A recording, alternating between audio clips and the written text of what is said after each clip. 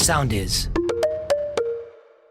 Nick, it's World Cup time, and not just any World Cup, the World Cup. How excited are you? Very excited, mate. As you know, I'm an avid sports fan, and there's nothing greater than a world event, especially football. Absolutely. I mean, what is it about this once every 4-year event that gets the world, or the sporting world, absolutely mad? Great question, Tom. Yeah, look, the Olympics is probably the best, most followed sport, I'd say, in the world. This has got to be a close second. So many countries that are good at soccer, they follow it. Look, it's going to be great. And I think the crowd and the supporters make it. I think that's what it is. I think there's going to be a few people that are going to disagree with that. A lot of people, I reckon, will say that the World Cup is even bigger than the Olympics. And it's hard to argue that as well. But anyway, at any rate, it's a big event. Everyone goes nuts about it. You know, Australia's in it. Greece is not in it this year, unfortunately. But the US is in it. Canada's in it. You know, all the English-speaking world with Greek diaspora has a second team to follow, don't they? Definitely. Look, and I'm sure we do know there's Greeks there. Foti in episode 3, our barbecues episode. Yeah. He's there with his mates. So if there's any world event, there's going to be a Greek there somewhere. Yeah, absolutely. Well, look, there's no better excuse to talk football than this, but you and I can't do it justice by ourselves. We need an expert, and so as far as experts go, they don't come much better than this bloke, do they, Nick? They definitely don't, mate. And he was probably the first non-Anglo I've ever seen on TV. Really? The first one? I think so. And he's got the best moustache ever. He had, and he still does. And he got rid of it for a while, which I was very disappointed about, but it's back in all its glory. But let me tell you a bit about him. To say this man is a football tragic doesn't quite do him justice. He's been a football journalist and broadcaster since 1983, covering multiple global football competitions, including World Cups, European Championships, and FA Cups during his time with broadcasters such as Fox Sports and SBS on television, and 2GB, 2KY, 2SM, Sky Sports, and many more on radio, with over 500 match commentaries to his name. He's also the first presenter to commentate football on pay TV in Australia. Wow. He's been an advocate for football in Australia for many years, a country that at times failed to embrace the world game, and together with the likes of Les Murray and former Australian captain Johnny Warren, this man has been a voice for the sport here. In early 2016, he established Heartbeat of Football, a not-for-profit organisation promoting healthy hearts in sport via player education and, among other things, the installation of defibrillators on all sporting fields. He's the man, the myth, and the moustache. And still the moustache, let's say. Andy Paschalidis, welcome to Ouzo Talk. It's great to be here. Yeah, long time. Fuck Laris. What a screamer for a Chris Fucklaris of Greek extraction, humbling the might of Turkey, the European champions. And it's that man, Fucklaris. That was the first game of my life. I needed a security escort out of that stadium with 13,000 Turks supporting their team. It was one of those moments that you look back. I walk into bars or clubs and someone will tap me on the shoulder. Andy, give us a Fucklaris. Well, the spelling was Faklaris, so I took the liberty of calling him Fucklaris because no one knew how to pronounce it. Yeah, sure. Look, that was one of the great highlights. And the irony is, that journey starts for me at SBS in 1984. I was at Australian Soccer Weekly in 1983 with the legend, Mr. Theo Skalkos. He was my boss for 2 years as a cadet journalist. And I got to meet Les and Johnny and all the rest of the crew. And I got the job at Soccer Weekly. Interestingly enough, I'd just come back from playing in the national indoor titles with some wonderful guys in our under-19 side, from John Pelikanos and George Lazarou and Steve Ziris, Jimmy's brother, and in the senior teams you had, Jimmy Ziris and Ernie Campbell. And so anyway, I rock up for this interview, and I've just had 3 years as a management trainee for Jay Blackwood & Son, which is a massive company, biggest engineers supplier in the Southern Hemisphere at the time, and probably still are. And so I go in for the interview with Mike Mistakidis, and I ticked the boxes, and he offered me the job, and I signed, and the pay was like $110 a week. I came home and said, Dad, I've been dreaming of becoming a journalist and a commentator. I've accepted this job. And my dad, old school Pondian, how much? I go, 110 a week. Vlaka, you're on 250 a week. He said to their loss. So he rings right in front of me, he rings up Skalkos, who he knows. Yeah. Theo, δεν θα δουλέψει μαζί σου. And Theo's on the phone going, he signed a contract. So anyway, as I said to Dad in ensuing years, I said the irony with all that is, less money, but I learnt from the ground up. And because I met Johnny and Les and all the crew from SBS in 84, and mind you, at that time I was at radio school, Max Rowley's radio school, which was awesome. I mean, a lot of people came through there, and that's where I met Mike Tomalaris and helped him get into SBS. Right, okay. Yeah. So I just was sitting there, and Les says, listen, we know you want to commentate. We're going to trial you at Wollongong because I can't get anyone to go down there. So immediately in my brain, I'm thinking Wollongong. I've got relatives when Dad first came to Australia via Melbourne, Wallagilla, and then up to the migrant centre there in, where is it in Wollongong? I've forgotten whereabouts in Wollongong. But anyway, I'm thinking I've got relos. Yeah. So worst case scenario, I've got a free feed. I've called again. You're thinking about the logistics here. Yeah. So I'm sitting there at Taraji meal. Park. It's Apia against Wollongong Wolves, and lo and behold, a gust of wind. My notes go flying off. I'm on top of the kiosk. There's no grandstands there. So anyway, I'm telling the referee, is this, Andy? 84. 84. I'm going to the ref, stop, don't start. I don't have the team sheet. So someone runs over, climbs up the ladder, gives it to me, and off we go. And Apia won convincingly. And John Bradley hit a dipping volley into the wind, and I just went apeshit, as you do.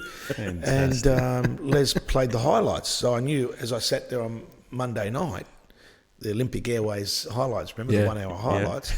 There's my commentary, and I'm like, Mum, Dad, I'm on TV. And at the end, Les sits back and goes, and the goal of the week this week is this one, John Bradley with our new commentator, Andy Paschalidis.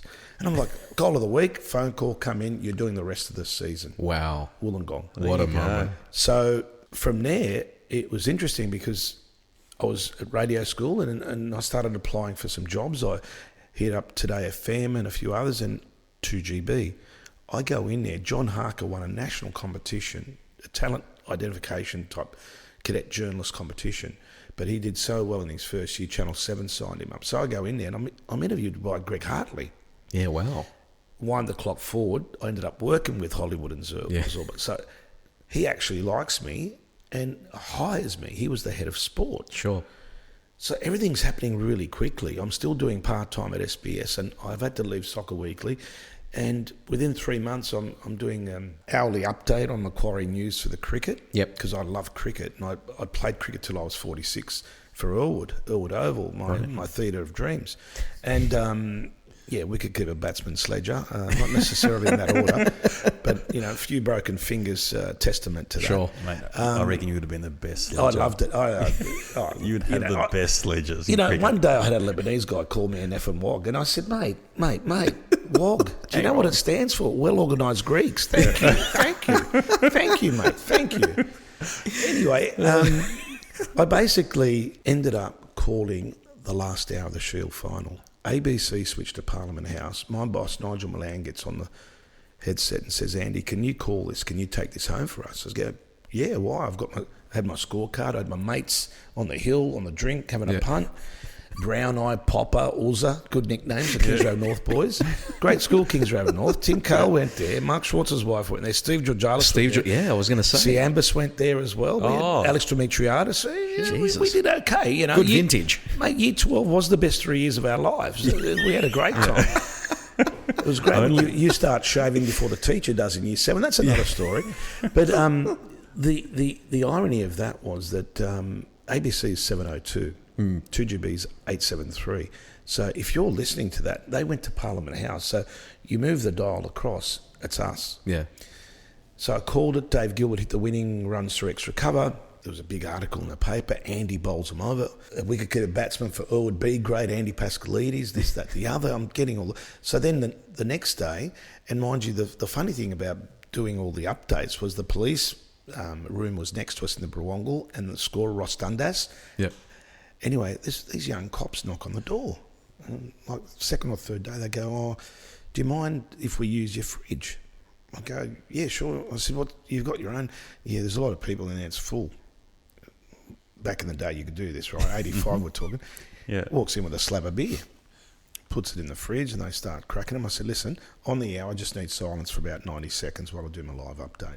So I did that second or third day, and they go, where do you have to go from here? I said, back to 2GB in Sussex Street back then. Mm-hmm. They go, come with us.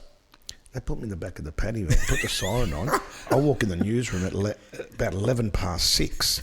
Everyone's like, how the hell did you get here? Police escort. Yeah. Classic. Was that the first time you were in the back of a paddy wagon? Absolutely. Or? Well organised group. Absolutely. I almost ended up in the back of a paddy wagon on a Bucks night, but that was because a guy slapped this girl. It was David Woods' Bucks at Chinatown. And I'll never forget this. And that knuckle still has never recovered. This guy hit a girl, just backhand and knocked it down. Shit. And one of my mates picked him up, and we're on a bus. We got back in the day you had a bus, and I had some heavy hitters in my group, but they were on the bus, 4 or 5 of them smoking joints. And they're looking out going, later on they said, we're looking out, there's things going off, and we're realising you're in the middle of it and a couple of the boys. So anyway, we cleaned up these guys. The irony was they'd worked on Darling Harbour was being built back then. That's how long ago it was. They'd worked on site with people in our group, and they knew of my dad's excavation company, Pascal Excavations, because Dad did a lot of big projects like the M5 and Harbour Tunnel and stuff. So anyway, we disappear around the corner to the Graphic Arts Club trying to get in, and my hand's blowing up now, and I got clocked there on the cheek, and 2 paddy wagons turn up, and as it turns out, Paul Reynolds, who was one of our school friends, was a young constable, he walked down and goes, no, they're looking for a bunch of skinheads that have attacked this mob. Well, we backed up the lady in question, and they jumped on us. And he turned around to his sergeant and said, pointing at me, he goes, that guy there, he's a peacekeeper. He should be with the UN.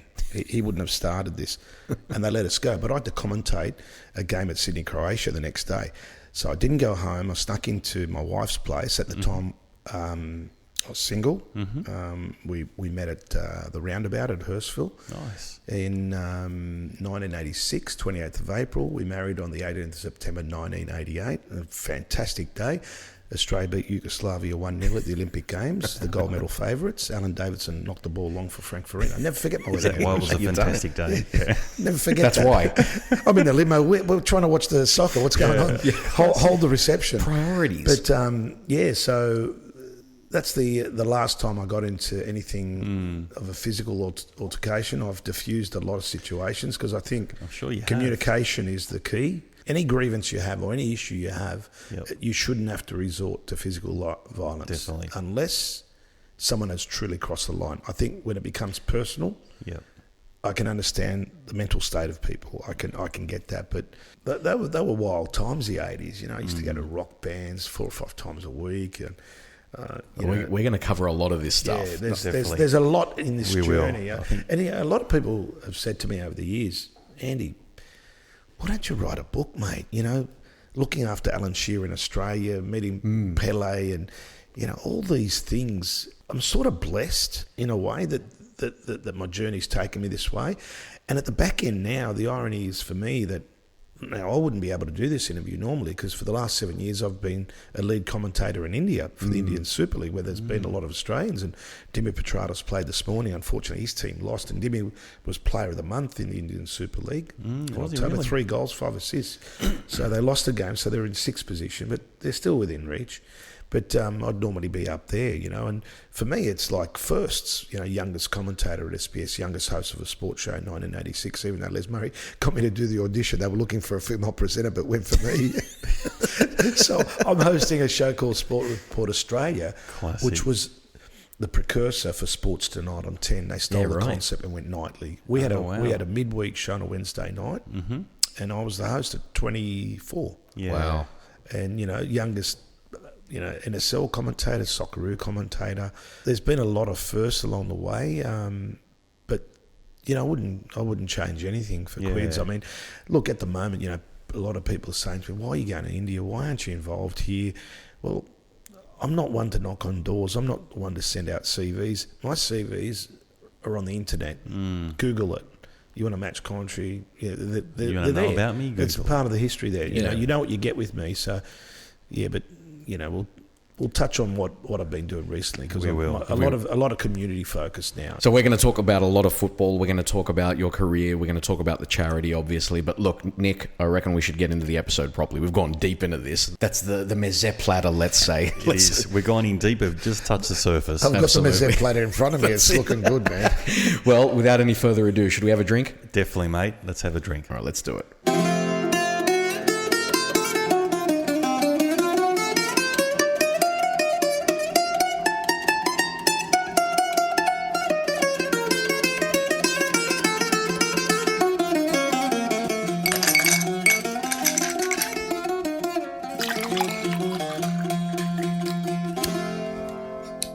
Yamas, παιδιά. Cheers, boys. Andy, welcome, mate. Good to be here. All right. Yamas. And Nick, Welcome. What are we drinking, brother? Mate, what aren't we drinking, I should say. But look, the Bird Single Malt Whiskey. Oh, my Compliments of God. our great friend, Oh, my God. Mark Burris. Andy Andy's had a approves. quick sip. Oh. Tell us, Andy, what do you think of the Bird Single Malt Whiskey? This is Mark Now, Burris. you've got to remember, I had my 60th birthday this year, the Camelot Lounge, and had a rock band there as Fantastic. usual.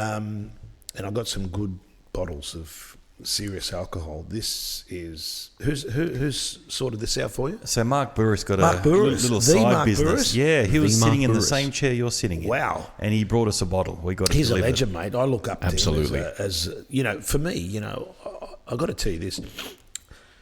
Whenever I see Greek Australians achieve in whatever they do, and people know me as a people's person, I don't hold back. I'll go up, you know, I take selfies, say good day, shake their hands. And Mark's one guy that I've never really sat down and had great engagement with. Recently, when I was at the Australian Turf Club as a guest, and now I'm a member, and they're supporting my charity, which is brilliant. I was at Rose Hill, and Sir Alex Ferguson was there, but I didn't go there for that. I want to take my wife and a couple of friends we haven't seen. I'm not in India, try and, you know, just balance it. And, Sure. you know, it's trying to get that right balance that we're all striving for. And there was Peter V'landys, and I'm thinking, wow, mate, there's the man from Kithida. I can see Kithida from my mum's Koryo in Neapolis. Another boy from Wollongong. Yeah, Wow. Neapolis is where mum's from, and dad's obviously a proud Pondian, the genocide, and I was down there supporting the Krites 10-year anniversary down there. But, mate, when V'landys, and he was getting selfies with all the new generation, and I just went, Peter V'landys, Andy Paschalidis. Pete grabs my hand, he goes, Andy, you legend. And I'm thinking, mate, you've reinvented racing and rugby league. He but has. if you look closely at league, you got your V'landys, you got your Burrises, you got your Paulidises, you got your Pappases, then you got CEOs of Greek background here, there, and everywhere. Hansi Coaches of Greek Tigers, background. Absolutely. Parramatta. So They're everywhere. And the beauty of it was, I sent his EA an email to meet with him in Abdo to discuss heart health and what we can do as a charity in rugby league beyond football, because we've got to be inclusive, not exclusive. But I've let him, you know, the Rugby League World Cup finals on only not long ago, and let him settle. And That's you know, fantastic I'm news. hoping that I can get involved with these people, because I believe the one thing, look, there's philotimo in all of us, all groups, all races, all colours, but I think we nail it as Greeks. Absolutely. I don't want to sound egotistical when I say that, but I look at where I am now, founder of a charity that deals with heart health, 13 players saved in 14 incidents, 15 dead in the first 18, not because of our charity, but changing the landscape. Yeah. I'm a proud Australia Day ambassador. I'm one of the longest running ambassadors now since 96. I'm now appointed on the Office of Sport, Multicultural Sports Advisory Council. Lifetime member of Sans Souci Football Club down the road. My engagement with Special Olympics is not where it should be, but I had to step away from that to start the charity. So I can't do it all. Yeah. But I need people like your V'landys and your Burrises, and these people that understand what community is about, because it's not all about the top end of any sport. Grassroots in all sports is the foundation. Absolutely. That's what's holds it all together. And the Greek community is a great place to start as well, like just with those names. Yeah. You know, that connection, that philotimo as well. Yeah, you're absolutely right about that. Oh, look, it's just when you're getting invited into boardroom lunches at Morgan Stanley by the CEO of the Heart Foundation, and you're dealing with all these key people, and one of my allies in the heart health space is Greg Page. You know, I mean, what we do at Heartbeat of Football, we're recognised by FIFA. Yes. You know, one of 2 charities globally for what we do. Our model is unique. No one does it like we do it. And even to be in Football Australia's headquarters before the World Cup, testing all the staff and watching the Matildas coach have a crack at CPR and defib. So, you know, there's so much we need to do, and our health is paramount. Yeah. And as you get older, and you know, sadly we go to more funerals than we do weddings and christenings. And if you can make a difference, you know, I've always said with my charity, if we save one life, the journey is worth it. It's worth it. But when I get the Damascus family, one of our own, Tony Damascus, playing up the road here at Connells Point, Poulton Park, he collapses.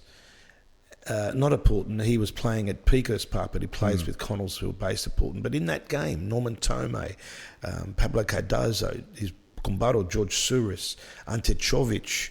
So they all played for Australia, didn't they? Yeah, I mean, a few of those guys did. And just that chain of survival. And as he said, at Football Australia, he came in and spoke, and he said, you know what, 2 weeks ago I was laughing and crying with my daughter walking her down the aisle. You know, these are the stories that I want to see, but then the other stories are the families that have lost someone. And the player we lost, they didn't have a defibrillator at the ground. But the players saved. We're talking about a 9-year-old, 14-year-old, 16-year-old, 23-year-old.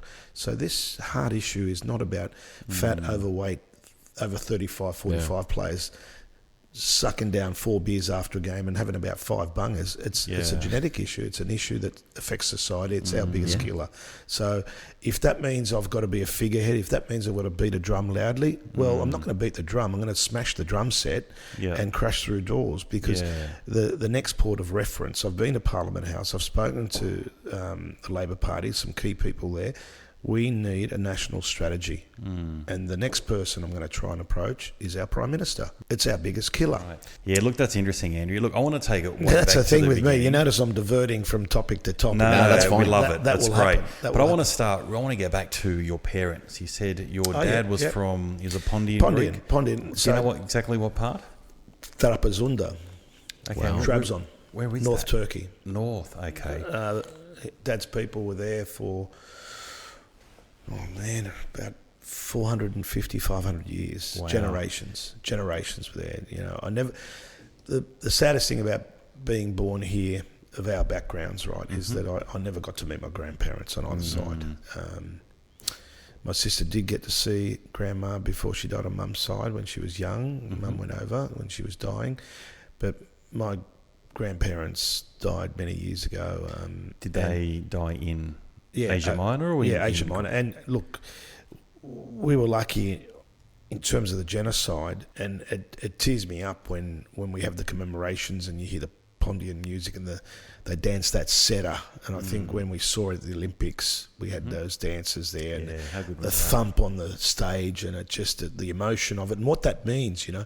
And we were lucky in the sense that Granddad, who fathered 11 children, by the way, so 11, that's another story. Jesus. He had a horse and carriage business, so he was moving food and all that into local villages, and he spoke fluent Turkish. He had to serve in the Turkish army.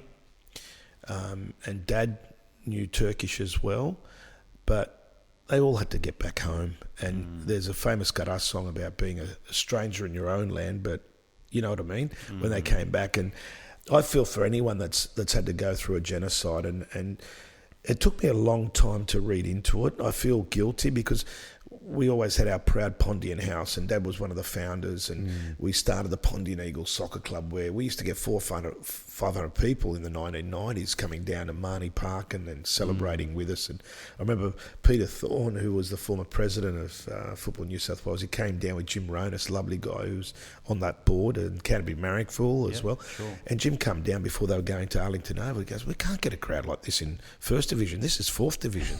But when you're playing the Cretans or Gladesville United or Hermes or whoever it was, Alexandros, back in the day, we were so proud that there were so many teams of Greek background, and a lot of them have gone.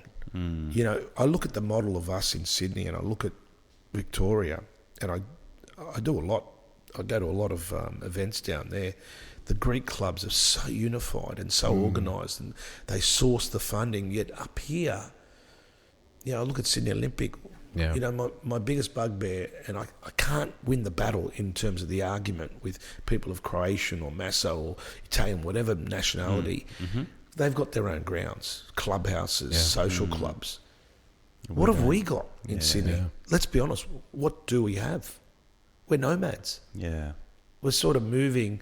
We're covering our debts and bills, struggling to get through, and it frustrates you so much. I mean, one of the best games I went to in the last decade was the grand final at Belmore when Olympic played Sydney Croatia or Sydney United, 58, whatever they were called then. There's about 10 or 11,000 at Belmore. Yeah. It was unbelievable. Yeah. It just reminded me of the great days at St George Stadium. It's probably important to mention for our non-Australian listeners right now that so much of football in Australia, or soccer as it's called in other places, we call it football. Let's just put it out there. Yeah. So much of what we call football here has been sort of based on that ethnic identity, hasn't it? And the old NSL and a lot of these clubs. It's a key part of football in Australia, isn't it? And has been. It has been, but the biggest point people miss, all right, we get stereotyped that all this ethnic rivalry, the riots and all that. Okay, it happened. We have an incident at an A-League game now. It's front page, it's news. You go to a one-day cricket game, there's 40 or 50 arrests. It's in page 38 in 2 paragraphs at the back end. No one gives a toss. Let's make one point clear about what the migrant communities have done.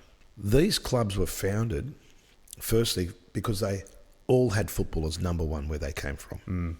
That's the first thing. So they wanted to celebrate their passion and create a pathway for people in their own community.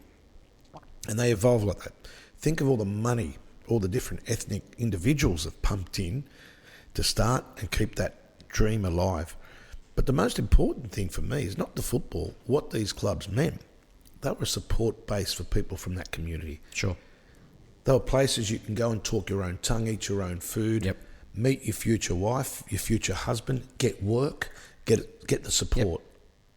I'll never forget it with Dad when he used to take me to Panelinos. We had a fruit shop at Canterbury. I was born in Balmain. I have vivid memories of Balmain. Vivid memories. I have memories of the first 7 years of my life. I can't remember what I did 7 weeks ago. Really? Going to the markets every day with Dad, pretty much, and mixing with all those different ethnic groups. And this was the markets in Broadway. Right. That's how far back we're talking. We're talking late 60s, early 70s. Right. And then going to these grounds where my dream started. I never forget the day I came home from school and I had this form and it was being handed out by Hurlston Park Wanderers Football Club. Come and play soccer. 1971, never forget this. I came in and I knew Dad's passion for football and I was starting to get into it. I said, Dad, can I play? Of course you can. And then he looked, training Tuesday, Thursday. And I knew what was coming next. Greek school. Oh, Greek school. At Belmore. Shit. Yeah. I'm just expecting it to be pushed aside. Just play school football and enjoy yourself. Yeah. He goes, yes. Man, that was a game changer for me. My Greek's not as fluent as it could be. And my football wasn't that fluent either. But just that decision alone. And in latter years when Dad was still here, I'd always reflect and say, Dad, that decision... I know that you don't see it, but for someone who's had this journey in football at all levels, and I'm a grassroots football person. I love park football. There are times I drive past grounds and just pull over and watch. Yeah. Just watch a game. Wow. Just enjoy the simplicity of a piece of leather, 11 against 11, no judgment about your race, colour, ethnic background, nothing. That's the beauty of football, and it's a point missed by so many people. They talk about the rivalries it creates, the wars it started. Yes, we know that. History shows that. But it is the purest of games. Yeah. When I was in India, I'll never forget this in Navi Mumbai. Now, think India, Mumbai. Population officially around 30, 32. It's probably 45, 50 million. Yeah. In one city. Yeah. So I'm travelling all over India commentating. So I'm in this apartment block, and the richest guy in India, Ambani, created the league. So he's effectively my boss. Not this season, though. So I'm sitting there on my balcony. I'm watching out the front of a mosque, So in one day you travel through areas where there's Sikhs, there's Hindus, there's Arabs, there's all sorts, there's Muslims, you name it. But I'm watching these guys outside the mosque have a kick around. And I'm thinking, oh man, it's 11 o'clock, I can't sleep, I've got to go down and have a kick. So I kicked around till 1 o'clock. Yeah. Didn't know anyone. So you just But as joined soon in. as I came down, I said, hey guys, can I have a kick? Yeah. And they looked at me, where are you from? I go, oh, I'm from Australia. And Australia? Yeah. They're looking at me. I go, yeah, Australia. But you don't look Australian. I go, my parents are Greek background. Oh, did you know the Greeks? Alexander came to the north up near Kashmir, up there. That's where he settled. There are pockets of Greek descendants up there. So I'm getting a history lesson in front of a mosque trying to kick a football. Wow. That's what football does. Unbelievable. Yeah, we have a motto when I went down to Sans Souci in 95, and I've watched how that's grown, how, your mate Teeks and his son ended up playing, and all these friends that have come in, and partners and marriages, and it's just that melting pot where, we have two sayings there that I threw up years ago. Friends for life, it's all about the memories. And that's what we've had. Yeah. I used to take the boys away on end of season trips, and we want to do that again, but I don't know if I want to go into a doof club at 60 years of age. If there's a metal band playing, let's do that. Let's rock it on. I'm with you on that. Yeah, but and that's what I love about football. You can turn up at a park, and remember as a kid, you'd see some kids having a kick, and you'd sort of, you always wanted, always wanted it to be one short. Yeah. Odd number. Yeah, it's 4 against 3. Oh, can I play? Yeah, jump in. And then your mate turns up. You'll have to sit it out for a while. Yeah. But it's just football to me has always been the purest game. This World Cup, I've got to be honest with you guys. I look, I'll support the Socceroos. I'll support Italy. Oh, that's right, they're not there. I'll support Greece. Oh, that's right, they're not there. No, I watched FIFA Uncovered, and it's just put me off. And shifting a World Cup from its traditional time. There's no. You remember it's the very big, strange. You remember the build it? up, build up to a World Cup. Yeah, it felt like it went for weeks. This one, oh shit, Premier League's on last week. Oh, World Cup just started. Just turned on. It is very strange. And even in that first game, where the host country loses for the first time, and the crowd is already disappearing at half time. To me, World Cups are about football fans and the passion and the excitement that it brings. I was only 28 when I hosted it on SBS in 1990 with Charlie Yankos. Wow. And the irony was I get to catch up with Schilacci and Italian. Giannini on their recent tour of Australia, because our charity were recipients. Fantastic. And I was telling him stories and showing him photos of me from Italia 90. He looked at me and goes, you look Indiano. I go, well, as it turns out. I work there. I used to get called Manish Mabaka or Salim Malik, Javad Miandad, you name it. Wow. Oh, man. Classic. Man for the world. But let's be honest, the original WOG, the original, there are two, if you look back, the ones that were game changers on TV. Macumbaro, Harry Michaels, he played an Italian on number 96, Giovanni. Oh, really? And Lex Marinos. Lex, of course. They were the first two. And obviously, you've had so many great ones follow. And the comedians, I love the fact there are so many multicultural comedians out there now. Yeah. Your Avardis, your Capagnarises, and some Sushi of them we've had. Mango. That's great. The sad thing about now is, even now when I pick up a microphone, it's like, there are things I want to say or joke about that I can't because it's going to offend one or two people. Yeah. When back in the day, it was open slather. We've had this conversation at length. How many comedians have we had on the show now, Nick? We've had Angelo Tsaroukas, George Capignaris, Mary Koustas, Lacascio. I mean... Lacascio, he's related to Greeks. Of course he is. He's half Greek. Yeah. Of course. George Canis and Johnny Canis. He was in the legal trade. I remember Johnny Canis is from the Hitmen, great band. He was involved with Radio Birdman and I love that family. And I remember George telling me about Lacascio. I gave him a heads up, and I think I made a call to, it might have been to Tahir or Capignaris about this kid. Watch this kid. And he's just kicking big goals. He's fantastic. Well. And he's got a football show as well, a podcast. Oh, I've got to reach out to him because he does send me invitations to watch him. But sadly, I'm old school now. I don't use my diary on my phone. I just write it in manually, because then I look at each day. Okay, you got this, like this podcast. We've been trying to do it for so long. Yeah. And it's like the last 2 weeks is I'm here, there, and everywhere. Yeah. I'm here, there, and tomorrow morning I've got to check my diary, but I've got an activation, heart health testing activation as a World Cup promo. Yeah. Yeah. With the TAB. Yeah, right. Yeah, it's like a preview to the France game, and fingers crossed. Oh, there you go. Yeah. TAB. But Look, speaking of big moments and big goals, I want to talk about Euro 2004. Where were you? I know where he was. I wasn't far away from here. Yeah, exactly. We know because we were here. Yeah, exactly. Well, you know the thing about that, right? You know that shirt on the chair? That's what I wore down on Bay Street. And it's still got flare marks on it. There's that many flares, I've got holes in it. Well, someone threw a bloody flare on the roof of Chris Eliadis' place at the Enmore Theatre, and I think it was a quarter final. I was doing live crosses for Channel 9. So where were you? So you were on Channel 9. I'll tell you the classic incident there. Basically, we qualified for the semi-final. We qualified for the final. And everyone's trying to work out where can we celebrate. So we just stayed there. Everyone carried on. But as they crossed to me, Steve Lieben and Tracy Grimshaw were hosting the Today Show then. Tracy they were great, because I was in studio a few times with I did the footy show with the Olympics and Channel 9 for the football, the Today Show for the football. Anyway, I'm doing a live cross, and am I allowed to swear on this? Yes. Okay. So anyway, I'm doing, thank you, blah, blah, blah. It's unbelievable. Greeks around the world are united in celebration. I can't wait to celebrate. And it's the finals on the day of my birthday, July 5. I can't believe this. And then this guy jumps in, hugs me, kisses me, and he goes, Paschalidis, we fucked him, straight down the barrel, and runs off. Wow. And I looked at Dump. I looked at, and I knew that in the studio they'd be shitting themselves. Apologies for my cousin, he's a little bit excited.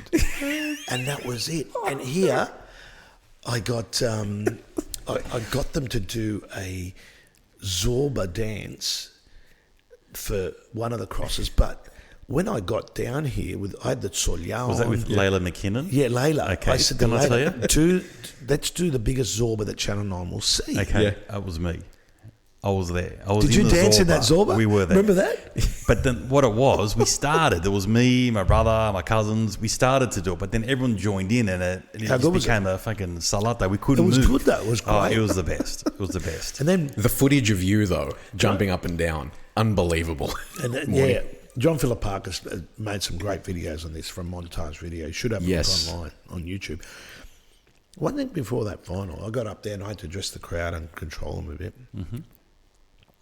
Someone threw a flare and it hit a child. It was dangerous. It flew past the stage. I looked down. Braith Anasta was there. Some of his buddy out from Canterbury. Oh, the Bulldogs were there. That's right. But then I found out subsequently, I think Braith or one or two of the players looked after that girl and pretty much took her to the hospital or whatever, or missed pretty much the game. Wow. And to this day, I've never asked Braith this story. It's just a trigger point, talking about where we were. I remember my kids were there. My godson and his brother were there. So they all came to my place, had the sleepover. We're up at 5, out we go. And then the celebration, my God. I drank. I saw the guy on the bike. They lifted up the bike, the guy on the truck, the Spartan on the roof. I grabbed the priest. I said, Father, let's go down there with the paria down there. And he's looking at me, because you remember in that building, right on the water, well, I walked down like we'd won the war. Yeah. That's what it felt like. Then the boats are coming in, Simaus. Then a guy's got the DJ set up and we're going off. Drinks are flying. We won. Front page of the Mirror came out. It was Thello.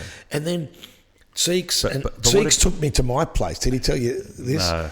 You asked Johnny Tseekers and Chris Demetriadis. They took me back home to my place at Peakhurst to shower me, to change me. I was comatose, man. But my wife's looking at me, well, your birthday, what do we do?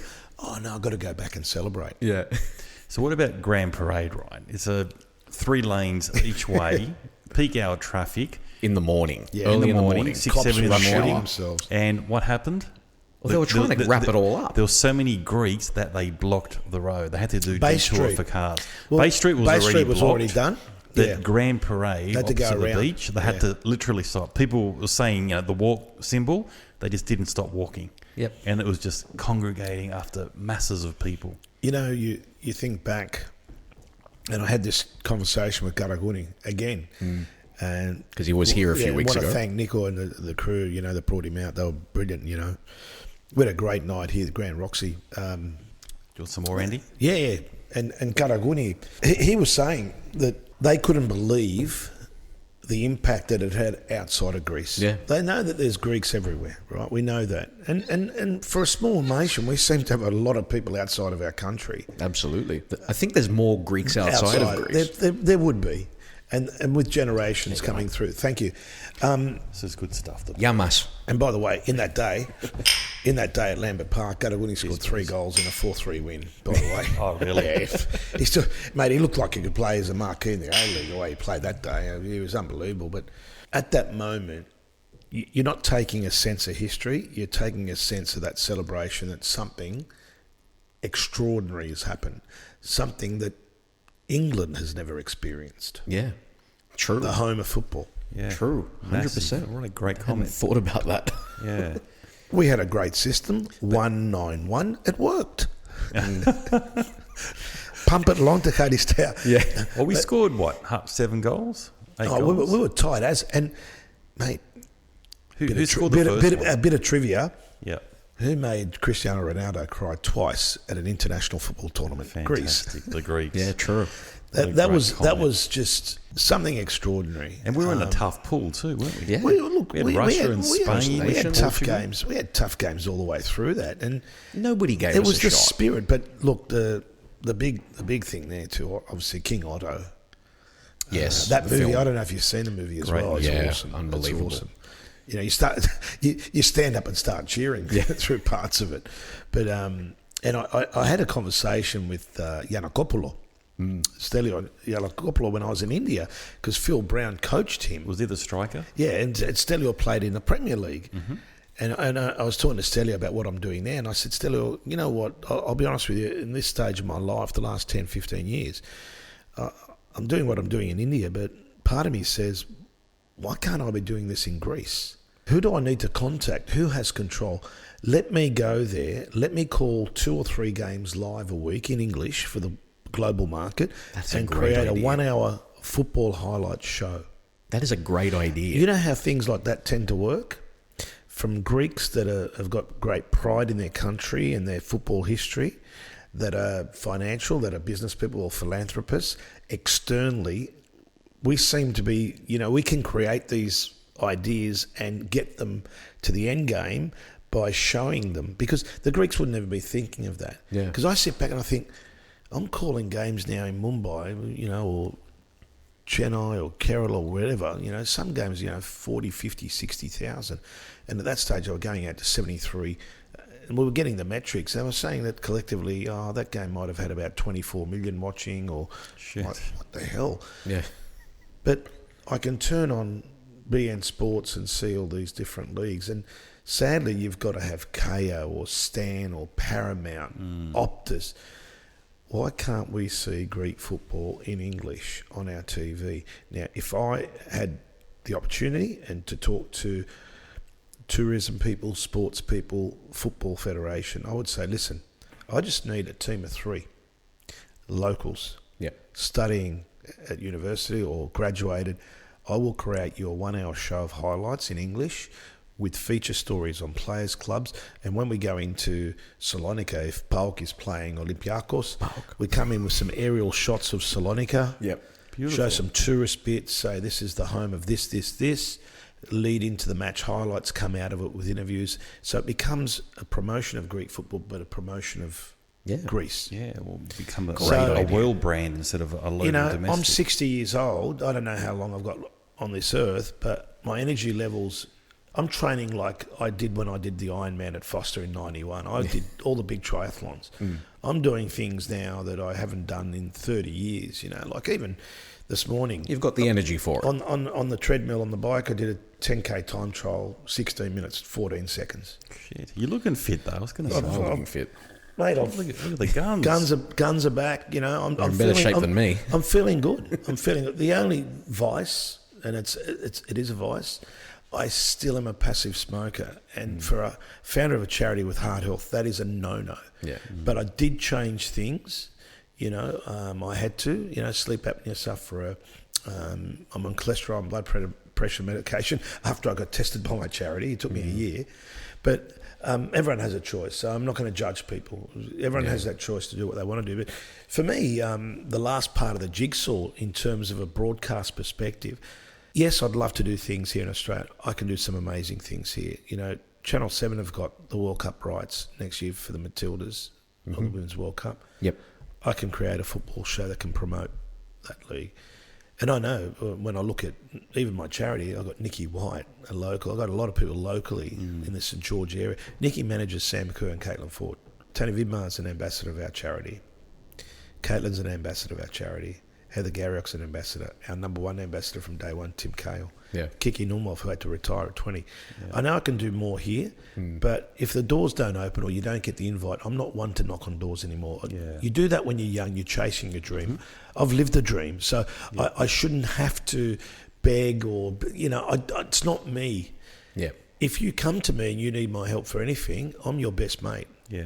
I've helped people I don't even know, but because I know friends of theirs or whatever it is. Yeah, sure. Now, the Greek thing, it makes sense. It's such a great idea. And I just wonder whether... It makes sense. Well, it definitely makes sense. Is it down to the club owners? Are they the ones that wield the power? Because I don't really know or understand the politics of Greek football. Well, that's what I was going to ask you about, because this is... Great segue, because I really wanted to talk about the Greek league. You know, Greek ethnicity, you've got an expert in football in the room. I think it's great opportunity to talk about the Greek league. So how do you see the Greek football? Is it on the rise? Is it plateaued out? Is it on the way down? How do you see Greek football at the moment? Because we don't have any teams in the Champions League. I know, we bomb in the Champions League.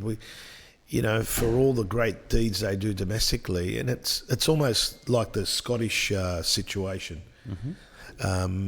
It's almost like that. You know, you think of Scotland and you think of Rangers and Celtic, and look at how Ange had to cope in his first Champions League. Yep. No wins, bottom of the group. Yep. Greek football look. So it's only, who is it? Panathinaikos and Olympiacos, PAOK, AEK. So we got about good four teams. They're always the four that everyone thinks about. But you know the other problem too is... But it's really only one. Yeah. Really. It's all about pathways. It's all about, you know, qualifying for World Cups and European Championships. It's paramount that Greece is there. Unfortunately, we're not there in Qatar. But... What is the issue? You know what I find the issue with football? There's so much of it. Now, you think about this World Cup, right? Within a matter of months, they'll probably have qualifiers for the Euro Championships. Players are drained. They want to get back into their club football. Yeah. And unfortunately, club football seems to have a lot of priority for the players, because if you're earning £150,000 a week, you don't want to jeopardise that by rushing off to play for your country. But going back to the Greek league... Have they got a good pathway system? Have they got a Division 2 that's... You know, the problem with Greek football, the question marks about the running of it, the corruption, the scandals off the field. So it's still very corrupted. Well, I don't know if it still is. I'll be honest with you. I haven't read into it. Oh, absolutely. Okay. Absolutely. But, you know, that's probably a conversation for someone like a Chris Galansis, who's just up the road as well, or Jimmy Patikis, because they were pioneers. I remember the first time I met Chris before he went to Russia, the World Youth Championships in 1985, from memory. And I heard about this kid, and you know what?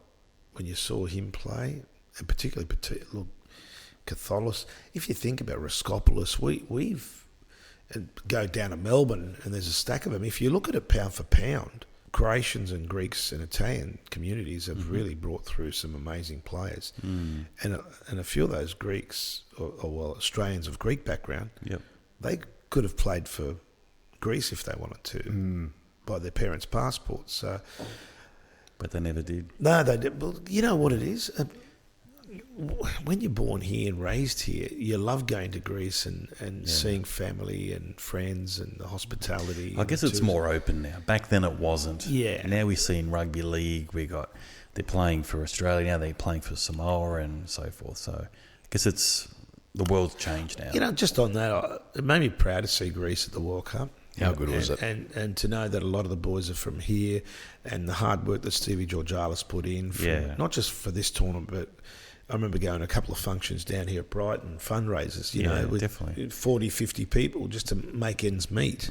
Just to get airfares for them. And then I read stories that in Greece they were trying to stop them playing rugby league. I mean, the story is unbelievable. What the hell? Any sport, any international tournament where you fly your country's flag should be a priority. Yeah, exactly. Even in India.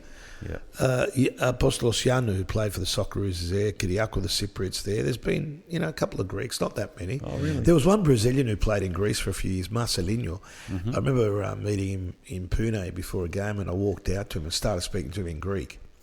So you got the Aussie Greek talking to the Brazilian, right, in Greek, in front of all his teammates, trying to work out what the hell are they talking about. Yeah. Wow. Both supposed men But agree.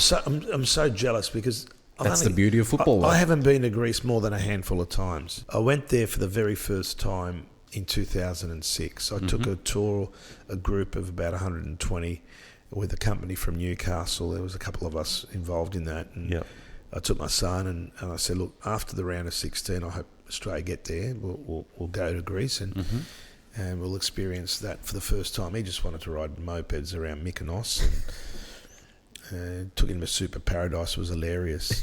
I was there videotaping this muscly guy for my wife saying the Greek Adonis we're everywhere, right? Yeah. So then this security guy's looking at me, right? And these guys from Perth come over for selfies and a couple of guys from Melbourne. Australia had been knocked out, right? And I was there actually for the final. So we timed it well. So watched Australia's games and stirred the Croatians about, your shirt is a tablecloth, you're shit, but your chicks are hot. Just that. I had people reminding them that on Friday night after the Dunbar.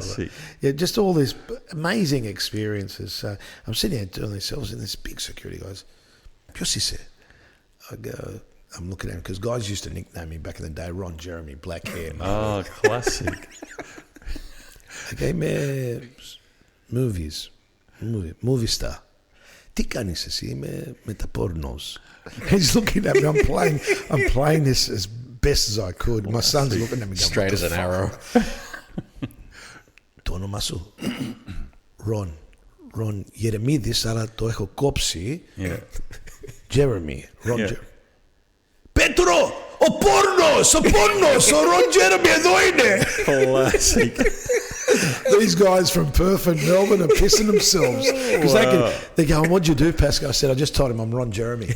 The Greek Ron Jeremy. Just look at old photos of me. I didn't look like Ron Jeremy, but the funniest thing was when we started the Pontian Eagles. Oh my God. We started the Pontian Eagles and Theo Arminas, he had a company called Hustler Video. Our sponsors.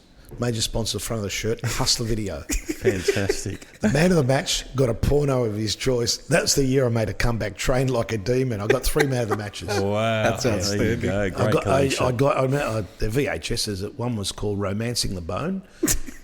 And what's the other one? Edward Penis Hands. Classic. Things you remember, eh? Fantastic. Wow. Now, listen, if anyone's tuned out, I'm so sorry. I didn't mean to be rude. But look, I'm just telling the truth. No, that's it. That's outstanding. One mantra I've always stuck to seriously, facts never lie. Tell the truth. It costs you nothing to be polite. Nothing. It costs you nothing. Yeah. True. 100%. I want to take it back to football. So Greece obviously didn't make the World Cup. Do you see any future potential superstars coming through the ranks for Greece? Do you see we're going to have another resurgence like we did in Euro 2004? I think I think Greece is going through what Australia's going through. Like a rebuild. Golden generation 2004. We had our golden generation through that 2006. What is one of the reasons why we're not seeing a golden generation here? Is it the coaches, do you think? Or is it the junior grassroots level, like you said earlier? Or do we need to get players through Europe? I'll throw one thing in. Mm-hmm. Sometimes the best players aren't identified. You know why? Because they can't afford to play rep football at 3,000 or 4,000 a season. Families can't. Is that how it works? Oh, absolutely. If you're playing youth league, NPL, whatever it is, it's costing you a bomb. Then you've got the gear. Then you've got one-on-one coaching, which a lot of people look at. Then you've got tours. So when you start adding all this cost up, that's crazy. Why is AFL and other sports cleaning up when you don't have to pay anything for registration or a pittance and you're getting a full kit, this, that, the other? But why are they charging so much? Someone's got to be making... The system's flawed. Okay. It is flawed. What you find is that, say in junior grassroots level with associations, they might have state league or NPL men's teams and women's teams. So how do they keep them funded? Well, a lot of that registration fee. So think of the pyramid. So at the base of the pyramid is grassroots. So that money filters all the way through association, Football New South Wales, Football Australia. Get to the top. So percentages of that go through the system. How much did I had to stop playing a couple of years ago because I'm testing every weekend with a charity. I think it cost me $400 to play over 35s. That's insane. Now, for us guys, 35s, we might play... No one plays every game full minutes, right? So you might play 10 or 12 games. So it's costing me $30 or $40 a game. I mean, in a world where FIFA has over $1 billion in the bank, number one, and you've got a sport in Australia like rugby league, and where the junior clubs, let's just take my club, the Rabbitohs, for example. South Juniors pay for all of the registration. They do amazing things. They do. The kids pay nothing.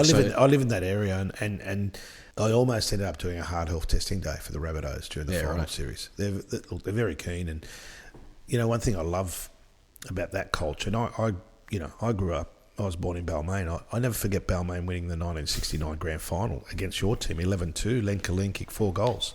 Which they laid down for. This scar here, see this scar here? This scar here is from what I bullshitted to people, that we had a parade down Darling Street and they were in open sort of carriage type thing, trailers, and they were throwing out those plastic footballs, and I said that it hit me there, but actually someone threw a glass jar at Cracker Night in Balmain and sconned me.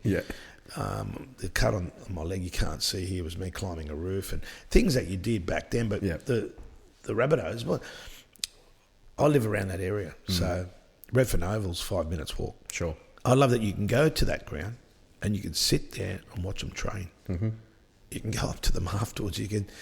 It's that community, and it's really weird. When I moved there in 2014. I went to this famous hotel called the George Hotel, which was notorious for crims and dirty coppers and back in the 70s and all that in the 80s. It was a good area. Great area. But, a lot of guys grew up in that area of Greek background. The Tagaises, Spiro Hansis, I think, Canistises. Yeah, right. But rocking in there, and the licensee's a big football fan.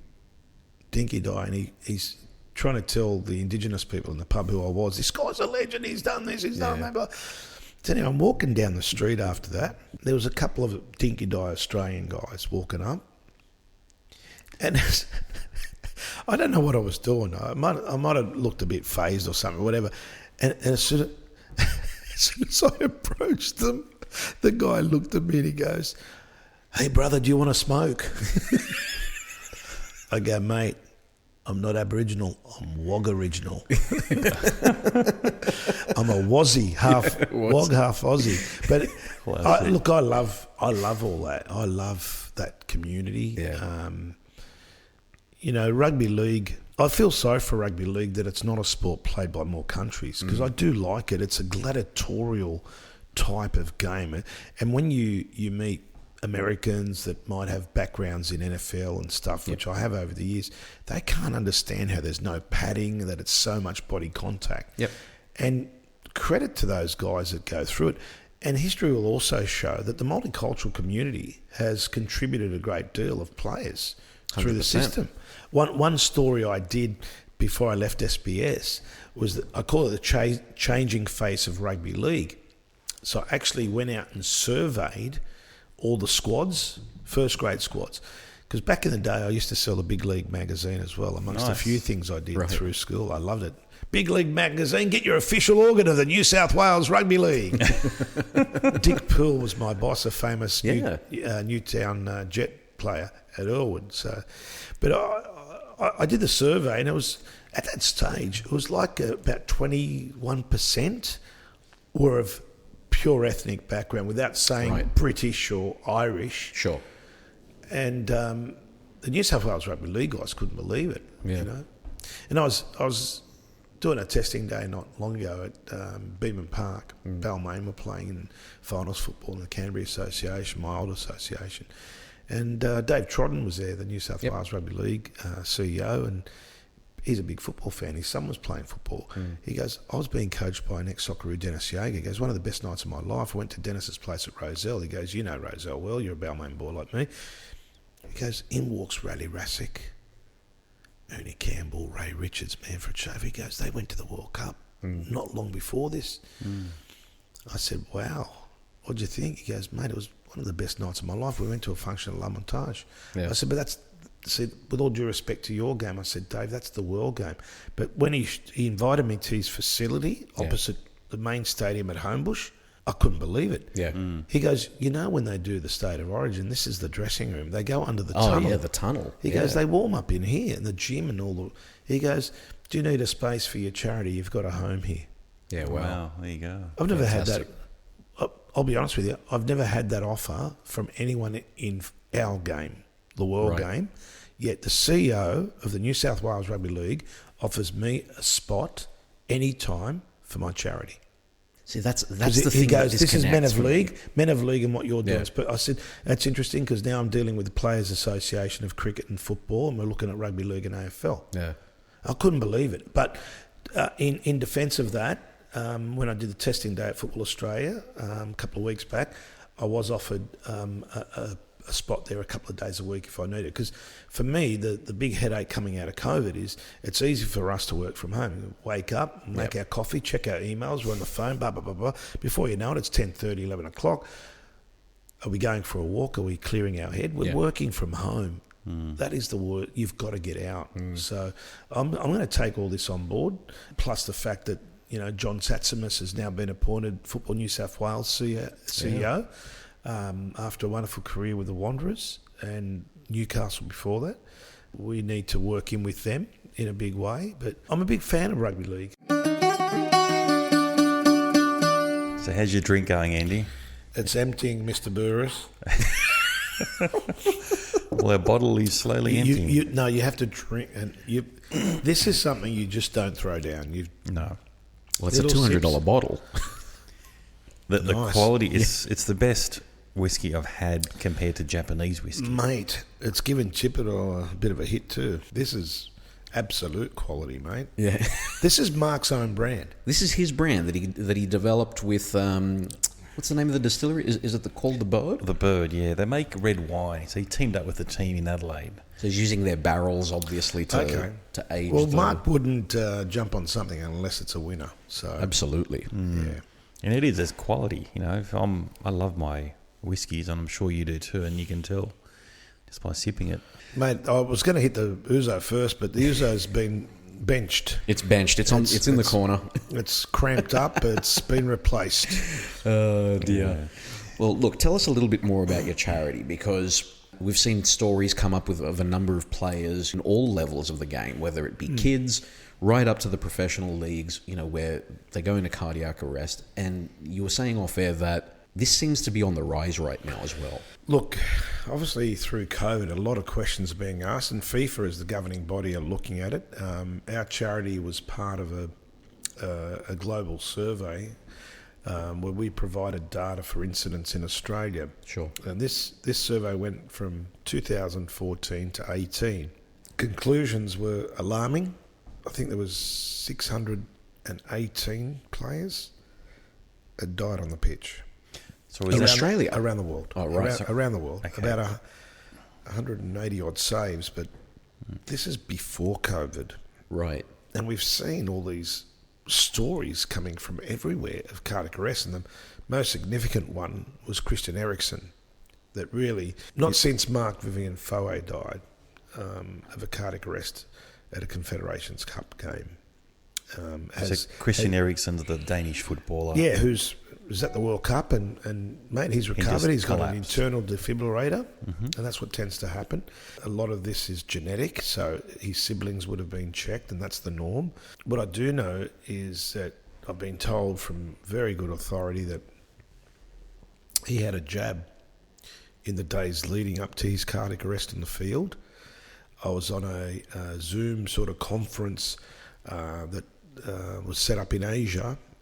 They reached out to me, which I was honoured to be on, but the keynote speaker was the doctor who saved him. There's been a spike. So what FIFA apparently have told member federations is that, you know what... Sorry, Andy, a spike from 2020 to no, 2022. a spike through COVID. You know, through So COVID. COVID kicked in 2020. 2020, Yeah. 2021. Okay, in say in our space here, what I know on the data that we've done, Yeah. from 2014 to 16, 18 incidents, 15 deaths.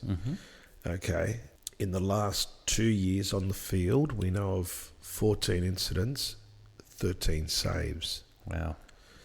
So there's a lot of reasons for that, you know, having defibs accessible, having people equipped in CPR, and people are now starting to take notice of their health. But through COVID, collectively as a society, there was less time to, you know, exercise, to play sport. You know, leagues were cut off. You know, we all went through that phase of, you know, a season, stop, start, it didn't start. In terms of Eriksen, what's interesting there is that if he did have a jab, like prior, you know, days prior to his collapse, why would FIFA then tell member federations, tell your players not to be jabbed during the season?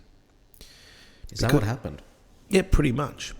Wow. Pretty much. That's what I was told. And what do you think that might be? Or do you know? They're still trying to collate the information. They're still trying to work it out, because no one's come out publicly and said, this is why this has happened. This is what we should be doing.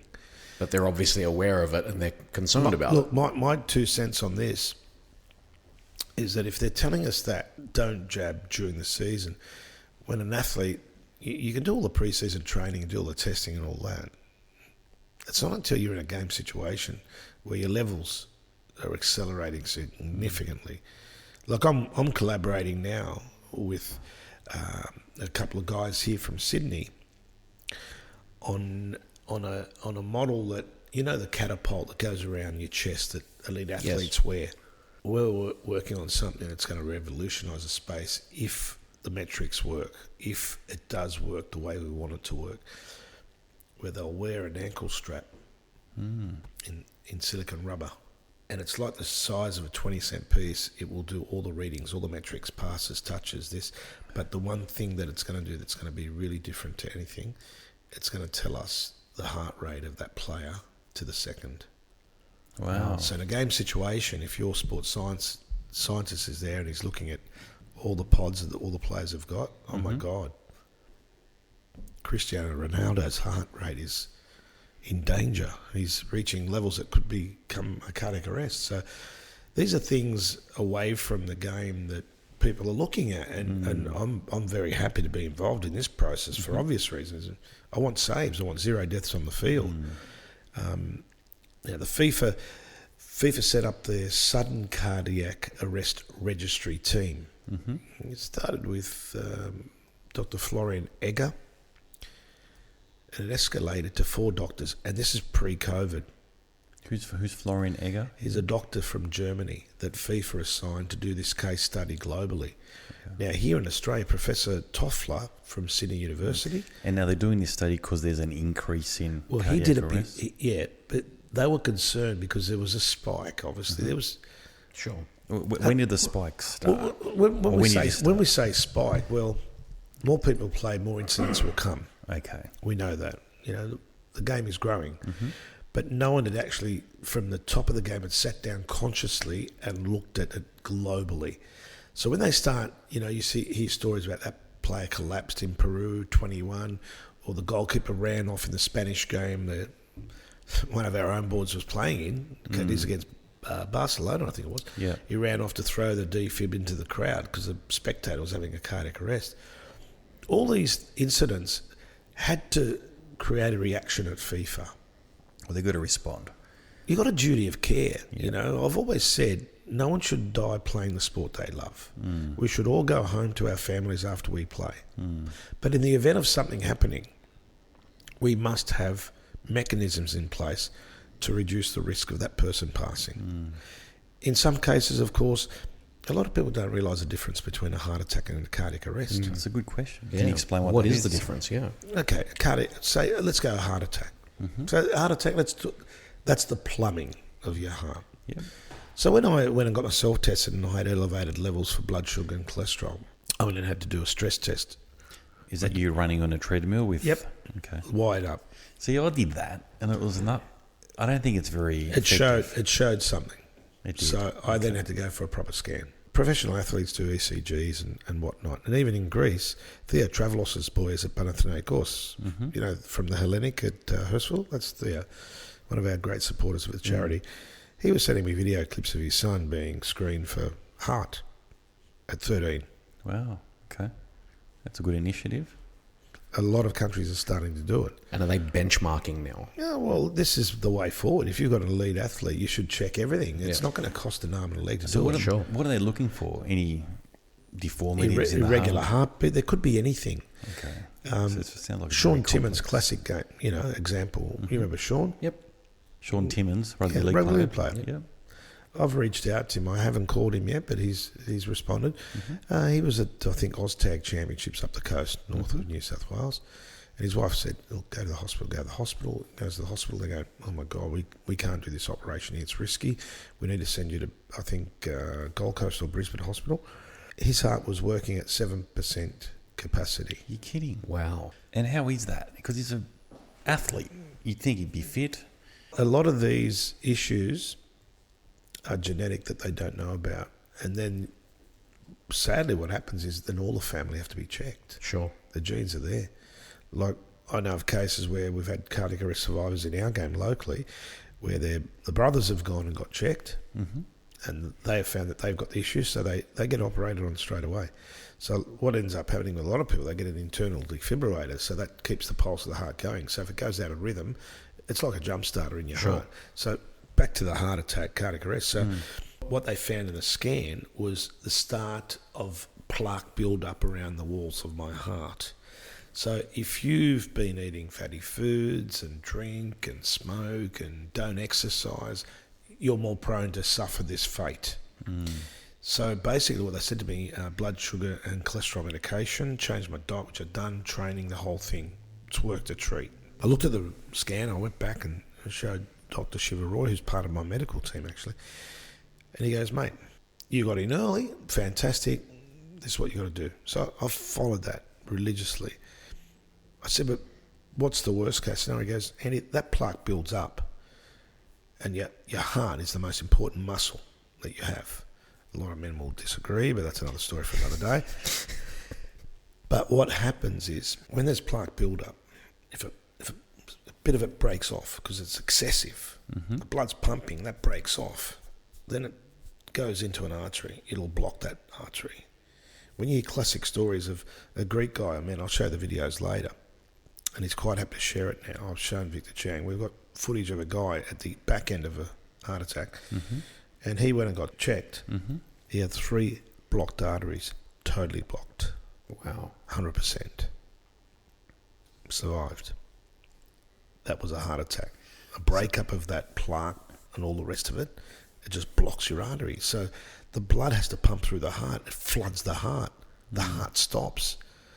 You've got literally none and Buckley's of surviving. Now, a cardiac arrest is the rhythm of your heart, the pulse. Right. So your heart's beating. Now, you might be in a game situation where you're sprinting, running, this, that, the other, and all of a sudden your heart's out of beat. It's quivering. You're in danger of a cardiac arrest, and if you keep going, and that's where you hear incidents where players turn around, bang, bang, you see them prone on the ground, that's the heart's in cardiac arrest, so you've got to apply CPR straight away. No No mucking around, bang, bang, bang. But with CPR, you've got to have the defib.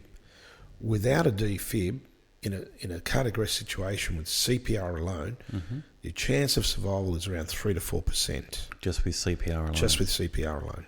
But doesn't CPR pump the heart? Yeah. Pump blood into your body? The defib analyses the heart, works out the issue, talks to you, stand clear, 3, 2, 1, bip, shock, continue, CPR, bang, bang, bang, bang, bang, analysing heart, shock administered, clear, 3, 2, 1, bang. When you hear of people that have had a cardiac arrest and they've had the defib used on them 3 or 4 times and they're still pumping away. As soon as they have that remote sign of a pulse back, and like Tony Danaskos, that case I talked about earlier, he was playing against Herschel Zagreb at Picos. Yeah. When you do CPR, the line you take is right under here. Under your arm, run a line across there, that's where CPR is administered. You need to press minimum 5 centimetres down to the sound, say, Bee Gees, Staying Alive. Staying Alive. Now imagine pressing to that song and hopefully you've got other people that can jump in because it's very taxing. They broke 7 ribs and a sternum on Tony Danaskos. He woke up in hospital blessed. What happens in these incidents with the cardiac arrest heart attacks is that the player does not recall anything happening at all. They just wake up in hospital, they've been operated on, and he had bypass surgery and he's got the internal defib in there. Wow. That's when you hear about the Zipper Club. My father was 84 when he had bypass surgery. It is a common operation, but it was threatening to my dad because of his age, and the doctors and they were funny actually. I shouldn't laugh about something so serious, but it was just the humour of the moment. Your dad's so fit, and I said, did he tell you that he smokes a packet a day and is drunk hard and he was a great gambler and a big drinker and shouts the bar and loves to party? I said, I wonder where I got that from.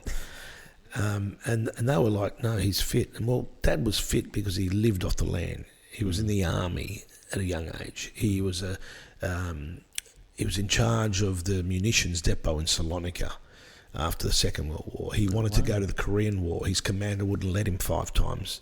He wanted to go. He was on one great mission, and God bless my dad because I had this conversation without him knowing, and I just recorded it while he was sick in his last months.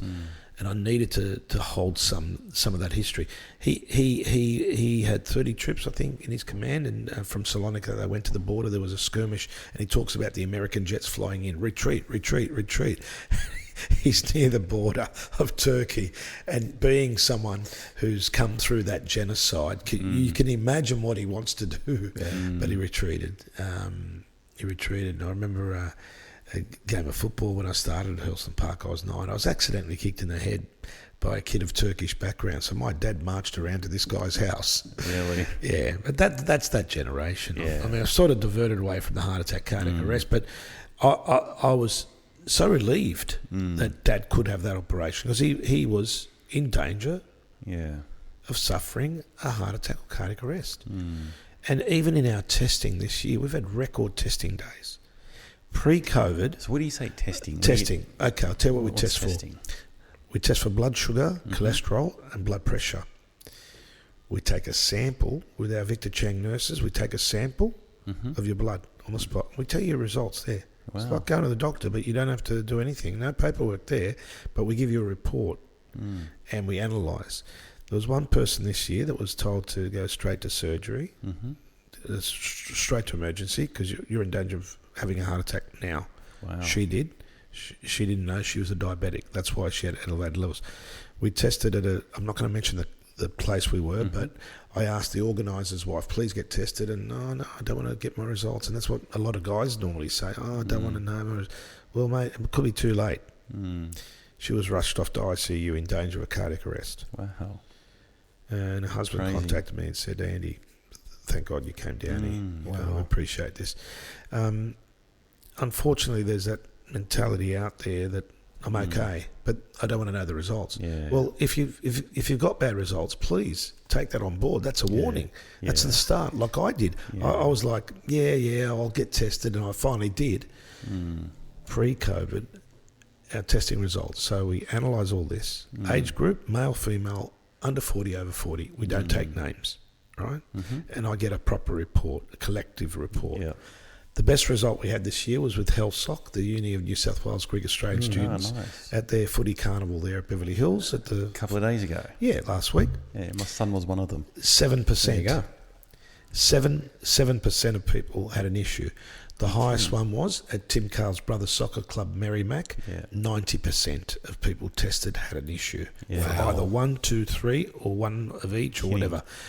The average pre-COVID was 28, 29%.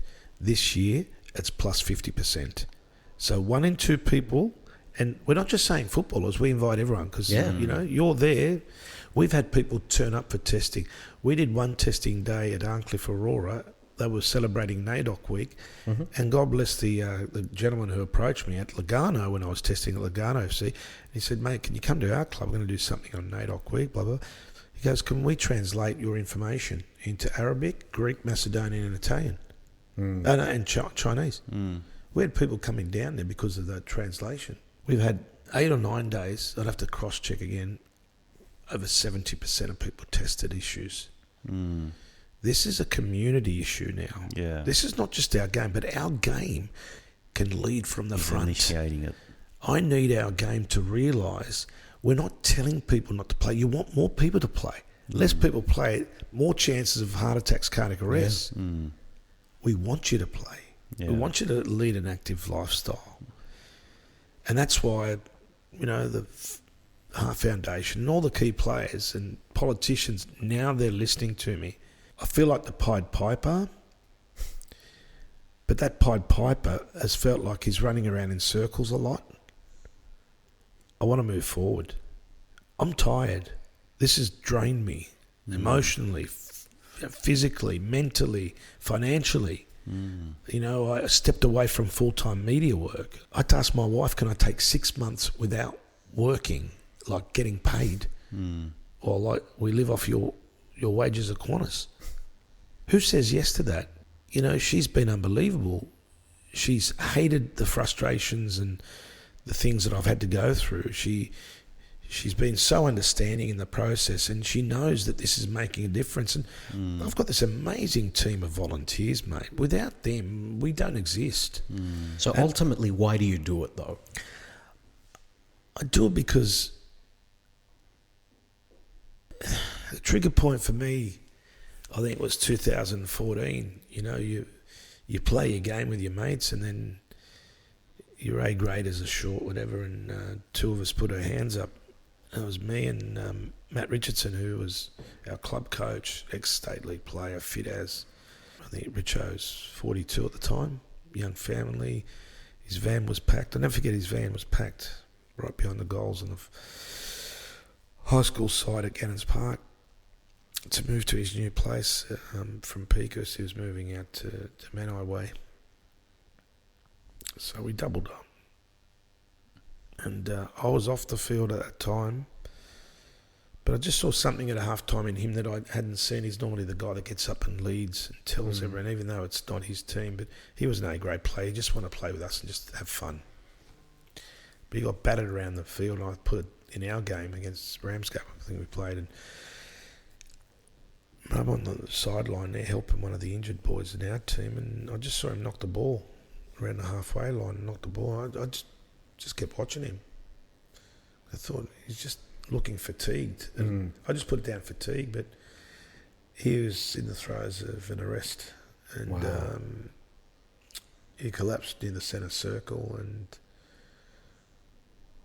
nothing prepares you for this. And this is the other part of the education awareness process. Be ready, be equipped, have people that know CPR. I notice with Football Australia, with their coaching licences now, I think the coaches now have to do first aid. And I think it should be mandatory for every coach or manager at all levels. You can coach and manage that team. We need to know that you've got a first aid course, and obviously a children's check. So Richo collapses and chaos, pandemonium, some grown men that you look at as leaders. You're thinking they'll take control here. This will be okay. We'll get through this. He's fainting. It's a faint attack or something. But, his body was shaking. He was prone on his back. You put him on the side to check vitals. Nothing's blocking airwaves. And that time I'm running on the field screaming, get an ambulance, get an ambulance. And Mark Maverick, who was the Greek Australian, Mav from Hurstville Zagreb, he pushed everyone out of the way to apply CPR, and it's just commotion.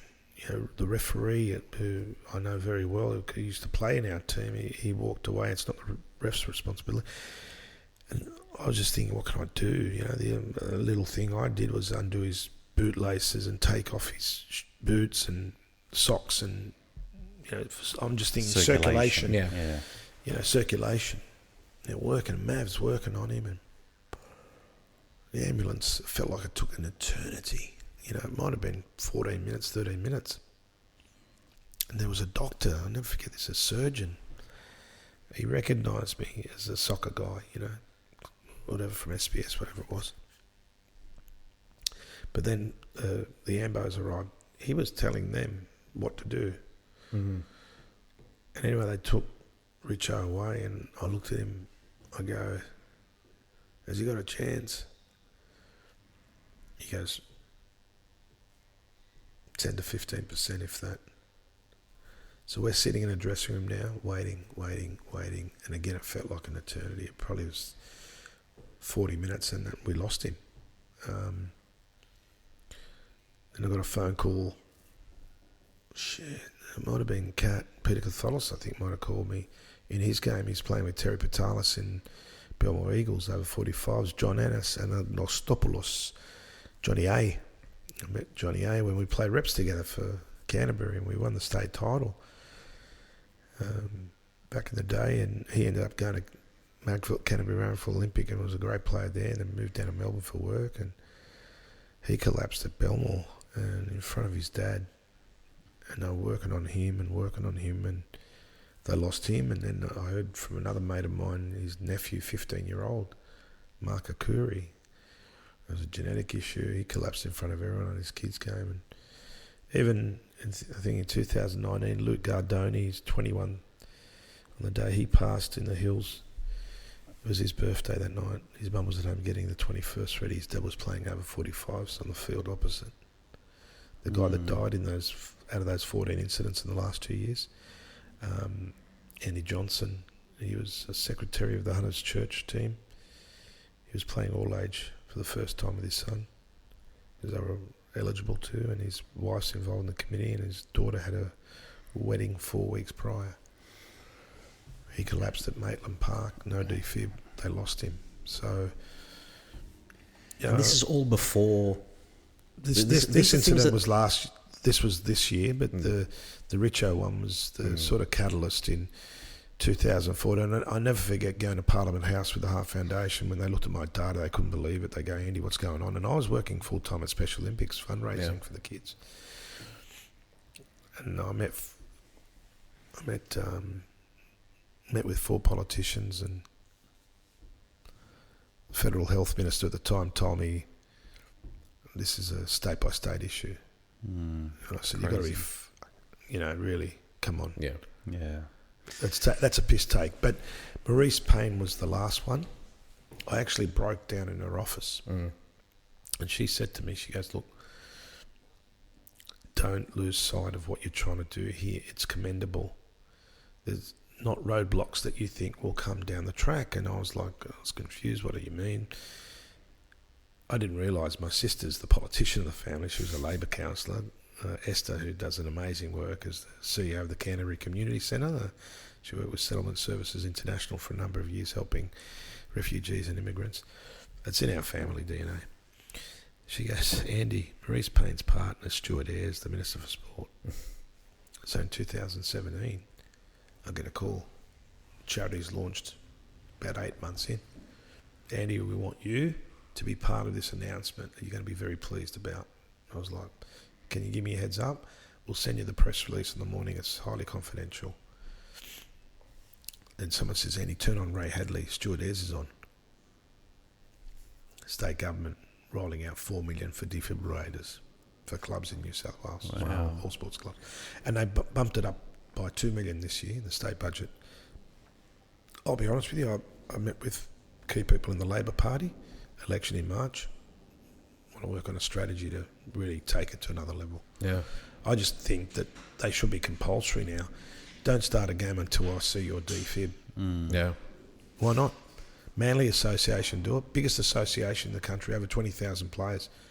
Games don't start until they see the flag on the halfway line, the defib on the table. Yeah, wow. If they can do it, we can all do it. So it's part of the And culture I guarantee you, if I go in with Philandis and you know, your Paulidises and all these guys, I guarantee you they'll be the sort of proactive steps, and cricket as well. Okay. Can I ask you a question? So you had all this data on football players. What about rugby league players? I haven't touched it. Okay. You know why? Is someone doing it? No, I don't Do we know. I don't know. The reason being is I've had so much time spent on our game that I've had no time on others. But now I'm starting to branch out and to look. Yeah. Well, imagine that these numbers are just from football. That's one cross section of the community. But it's the biggest sport, and that's why the numbers are there. And if you think about it, there aren't too many sports where over 35s football is being played, or over 45. So I'm reaching out to the New South Wales Touch Football Association as well. George Lupus has told me to get in touch because there was apparently an incident with one of their officials. I've still got so much to do. You know, as a charity, we have no government funding. We had funding from Victoria. What do they cost? What's a defib? A defib's about 2,300, 2,500, a good defib. Okay. You know, and how long do they last? Is it a one-time use? Or no. They can be used over a period of time, but you need to check the battery and the pads. And we've been out on our testing days, and I go and check, or Response for Life, Julia Zuza does a great job. We actually check the defib. We had 3 incidents this year, and I did say to them I'd never publicly name and shame, although as an advocate I should. One in a high-profile place, the defib wasn't working. Okay. So if something happens... So they'll just tick in a box, hey, we've got one. There was one game in the west of Sydney where the defib didn't work. Yeah. But the player was saved. Okay. Thankfully. Lucky, yeah. Wow. So when someone is in cardiac arrest, how long have they got to get a defib to them? What they normally say, for every minute 10 delay, getting a defib onto them, it's around 8 to 10% less chance of survival. Right. The longer they don't get the defib on them, the less chance they have of surviving. That's what goes back to me saying, have the defib there. Have it ready. Even as the greatest game in the world, we pride ourselves. My dream also is that when we finish playing our winter sport, football, whatever sport it is, please pass on your defibrillator to the cricket team or the netball team or the baseball team or the softball team that's using your facility. Yeah, great. It's sitting in a locked kiosk, clubhouse, whatever, doing nothing. And that defib, as part of the government rollout, a classic incident I was talking about at Pagewood Botany recently, the defib at Randwick Soccer Club gave their defib to the baseball club. You know, opposite Botany Cemetery, there's that nice new sport facility. I don't know. Yes. Is it Chifley Park? It might be Heffron? No. down Little Bay Way. Yeah. Yep. The one on the left that's not synthetic but grassed. And as it turns out, the footballers were doing pre-season training and one of them collapsed, and the defib that they'd given the baseball club came back to them to save the player. Wow. The president of the baseball club was there and they used it. There you go. And that was the defib. That defib was the one that they applied through that government grant of $4 million. Wow. There you go. And Stuart Ayres has publicly said that the defib rollout is his proudest community initiative. And I always get invited by the government. There's an announcement on Friday coming as well that I'm going to be part of. Wow, okay. Well, on that note, mate, I mean you're going to get a checkup. I think so. Everyone should have a checkup at least yearly. Yeah. Some people do it every 6 months, before the season and after the season. Yeah. I get that too. I understand.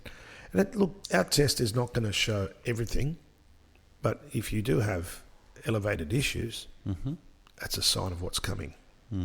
Can people get in touch with you to do tests? Yeah, or look, to they can have contact... testing days, maybe? Yeah. We get a lot of requests. What we are desperate to do is get funding so we can increase our tests. We've tested around 1,800 people this year, which is a standout year for us. We've never done this many. And it's ironic, it's coming out of the back of COVID that we've elevated it, and we want to keep it going that way, but we want to escalate it. We're talking to some heavy hitters at the moment. There is one company that's looking at sponsoring us over a 3-year period at $25,000 a year. To me, it's $75,000. That's brilliant. It gets me, 40 testing days. Yeah. It might get me 2,000 people tested. It might mean there's some saves in that 2,000. That's how I look at it. Yeah. It's all maths in a way, but I think How the long is education and awareness is pivotal for people, because when we're out and you see our marquee and the nurses, we add on CPR and defib training. Right. And we're looking at lung capacity. We've also done a day they did concussion tests and skin cancer tests with us, Heartbeat of Football. Yeah. That was a Professional Footballers Australia, PFA, Yeah. Players Association for ex-players, as part of the centenary game in Brisbane. That was unbelievable. Great. Yeah, it was cool. But you know what's cool? You see all these dudes rocky and, ex-players of note, and, Jade North, Andrew Durante, and a few of those sorts of guys, and you're thinking they should be okay. Jade had issues, and I saw Jade at the Indigenous Football Festival in Nowra recently. Yeah. He goes, mate, I've followed up. He goes, I've had to change a few things, my diet, and your health should be your priority. Yeah. Well, just high level, you've mentioned a couple of things there. Obviously, diabetics, people with hypertension, I suspect, with high blood pressure. Are there any other things in particular that people should sort of raise the alarm bell and think, I've got to go get a check? Okay. I'll give you an example. It's a very sad one in so many ways. Even on the weekend where we were the Jason Connolly Memorial Cup, Jason played for St Mary's Band Club. In that team, Luke Castley, ex-soccer, and a few other decent players, right? He played NSL for Blacktown and Wollongong. And I met his kids for the first time, Chloe and Cooper. I think Chloe's about 20, 21. I'd say Cooper's about 17. Chloe was telling me, and I heard this story from someone else, but to hear it from family, that Dad was sort of, there was times he was like, I've got a sore chest. I think I've got heartburn. I'll get some Alka-Seltzer and just swallow them, thinking, that'll get rid of it. Yeah. He felt that for at least 4 weeks. Never went away. So he played a game on a Friday, then he played a game on a Monday in a cup game over 45s in the Pean Association at Colo, Mark Schwartz's ground. I think he scored a bullet header that day, typically. But around the corner from his house, he had a cardiac arrest at the wheel and died. So listening to your body, obviously, is Absolutely. Don't ignore the signs, is the message. If you think you've got a problem, you have a problem. Yeah. It can't be simpler than that. Seriously. Get yourself checked out. Yeah. Your body's telling you something. I know myself personally, I've felt just a little bit different in recent times, but I put it down to excessive training and try and break it up a bit. But part of me is thinking that, you know what, maybe it's time to go back and do another stress test, because I haven't done it since 2000 and it's at least 6 years. Right. I'll give you some great examples of change. I remember I used to, with all the A-League games, I used to be with the Wanderers for a period of time in India, cut that short. But I'd always go looking for the defib, and the defib always had to be on the fourth official's table before an A-League game could start. But the W League didn't have that in place. Right. And I got a phone call from someone from Sydney FC a while back saying, and you're not going to believe it, we had a W League game here, there's no defib. And I thought, hang on a minute, heart disease is a bigger killer for women, and they suffer different elements of heart disease. SCADS is something. So we're looking at creating a message next year leading into Women's Health Week in March, and we have Caitlin Ford and Heather Garrett, prominent Matilda and ex-Matilda. And I'm not going to begrudge other charities and NFPs and others in other spaces of health, but when you tell women that heart disease kills more women than breast cancer, some are taken aback like that. Yeah. I go, the reason you don't see that is because what's been happening in that space with breast cancer has been amazing. It's in our face. It's on TV. Awareness is there. Glenn McGrath's done an amazing job. The pink test, absolutely. all that. I go, we need that. Yeah. But we're not talking about the biggest killer enough. We're not doing enough. And that's why we had this first ever sudden cardiac arrest symposium in Canberra. There was 80 of us there from about 15, 20 organisations. It was an absolute honour to be there. And as a consequence of that, I was a keynote speaker at the Cardiovascular Awards of New South Wales, where I made a really good impression. But the one thing that's helped me here with the message, my media background. I've had a lot of media. This year's been standout. Channel 9, SBS, Fantastic. Sunrise, the Greek Herald, Cosmos. Just incredible amount. And I've decided from here on, it's probably rude of me to say no more Mr. Nice Guy, but I've just got to be in people's faces now. Tell them the cold, hard reality of what is happening at the coalface. Because our charity is at the coalface. Not many are at the coalface with us. You need to jump on board, come and have a look and help us change. Now, all the key players have different strategies, but now we're starting to collaborate. We're starting to meet. We're starting to communicate. So if I'm the glue that's bringing us together, so be it. And I'm proud to be in that space. But for as long as I breathe, I don't want to call it a fight, because it's not a fight. It's just a process we need to undertake. And I don't understand why it hasn't happened much sooner. Yeah. Really, much sooner. Yeah. And it scares me to think that it's taken me and a few other people now to get it to where we are. If I hadn't jumped on board the way I did, would we still be, oh, well, that person died of a cardiac arrest, God rest their soul, turn the page. Hey, you know what? That person left behind a family and kids. Has anyone checked on their health and well-being? There's one widow I've invited to 6 events. Her partner died at a memorial tournament for a 21-year-old kid that died of a cardiac arrest. You're kidding. He died at that tournament. She goes to that tournament each year with his ex-teammates. They set up under that same tree, which is away from the main area of the six-a-side tournament, and has a photo and a candle and his jersey there. I say to her, please come. As I said to Jason Connolly's daughter, let me tell you now, you will be invited to every fundraising event that we have as our guest. You're not putting your hand in your pot, you're coming as our guest. Because you know what that family decided? That all the money raised from their father's memorial tournament is spent with us to do heart health testing.